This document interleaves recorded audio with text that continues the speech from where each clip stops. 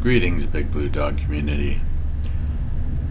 Been looking at some of the videos I've done in the past, and the one thing that I've recognized is when I tend to do them on the fly, just talking about the things that I love, tend to do a little bit better than the ones that are scripted, unless they're specifically addressing a certain thing, i.e. the tires, i.e. the motor, i.e. the seat of the Kawasaki W800. So this is another off-the-cuff video. We've had a rather chilly spring here in the Northeast Kingdom, and we finally had a day that broke 60 degrees, and so I, of course, took the W out for a ride. It wasn't a super long ride for multiple reasons, but one was it was my lunch break from work, and two being that I broke out a leather jacket that I haven't worn in probably a decade. And the one thing that I forgot about that leather jacket in particular is that there's no interior flap for the zipper. It's a good heavy YKK zipper, but the wind goes right through the zipper. No wind protection on the W to speak of. I've got that little fly screen, but it doesn't really do anything. And so even though it was 60, it wasn't what I would call warm at speed. It was a little chilly coming through the zippers, and any gaps I had in clothing. I was wearing blue jeans instead of my normal riding jeans, just because I wanted to get out quickly and I wanted to make sure that I could get a ride without 10 minutes of getting the gear on and 10 minutes of getting the gear off and then losing 20 minutes of ride time. So I did a quick loop and really enjoyed it. It hasn't greened up yet in the Green Mountain State, but it's going to green up rather quickly. So the difference between April and May, I would say mid-April and mid-May specifically, is extreme. Everything is green mid-May, and in mid-April we're still on what I would call the tail end of mud season. Mud season is gone unless we get really soggy rain, or we get, in some areas where they're higher elevation than I am, they're still getting some decent snow melt. But the one thing that I wanted to talk about is on the W, there's a couple of things that I've done that maybe others haven't in the modification department that I really find super helpful. The one thing I can say right away is I did buy the Omega comfort seat from Omega Racer, and I absolutely love it. I did buy the 650, the W650 seat, and I did have to put in some spacers in order to make it fit correctly. The difference, or the primary difference between the W650 seat and the W800 seat is how wide they are. The W800 seat is wider.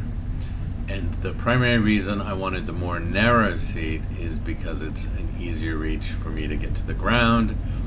My backside is further back on the seat where it's wider, so it's still very comfortable. But where my legs go down is narrower, and so it seems to be an easier reach for me to get to the ground. So if you're not a taller rider, you may want to consider that as a factor if specifically you're looking at the Omega Racer line of seats. And I love the team over at Omega Racer. They don't sponsor me. If you'd like to, Omega Racer, please do let me know, and I'd be more than happy to try out your more of your gadgets on my motorbike. And I don't know if they watch the channel or not, so we'll see how that goes. But it is one of those things that I think would be really great for shorter riders. I'm 5'8". I've recently dropped a ton of weight, so not a ton. A ton is 2,000 pounds. I've dropped 40 pounds. And so being a little thinner than I was, the reality is my backside's not as padded as it once was, and so the comfort seat really does make a huge difference in my ability to take longer rides. With the rally coming up, the rides that we are planning are hours. They're not, super short. They're, I think, anywhere from 3 to 5 hour rides, and so I want to make sure by the time June rolls around that my butt is good and well adjusted to the saddle on the W, so that I might, not be one of the whiners on the rides complaining about how my backside isn't faring as well as it could be otherwise. I do have other motorcycles that I ride, the G650 GS and then the R1200 CLC. The R1200 needs some work on it. Specifically, the timing belt is about 10,000 miles overdue on the change on that. That's not something I'm going to do. I'm going to go ahead and bring that to BMW.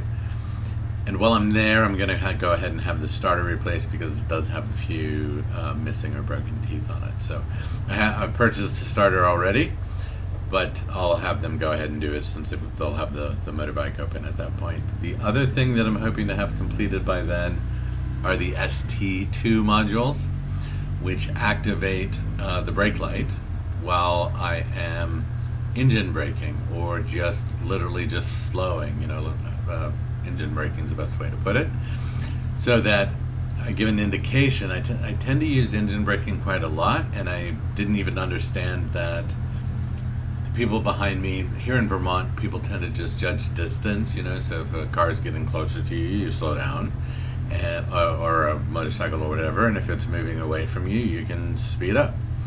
But for people who come from urban areas specifically, brake lights super important, and being an urbanite myself, somehow I've adapted to rural living.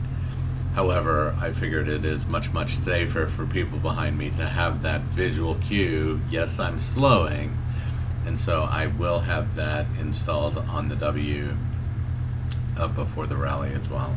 I've enlisted my friend Pete, who's another W rider here in the Northeast Kingdom, to help with that. He's just incredible with mechanics and and electrics and the whole thing. He restores older Harley Davidsons and does just a beautiful job as a hobby. He doesn't do it professionally.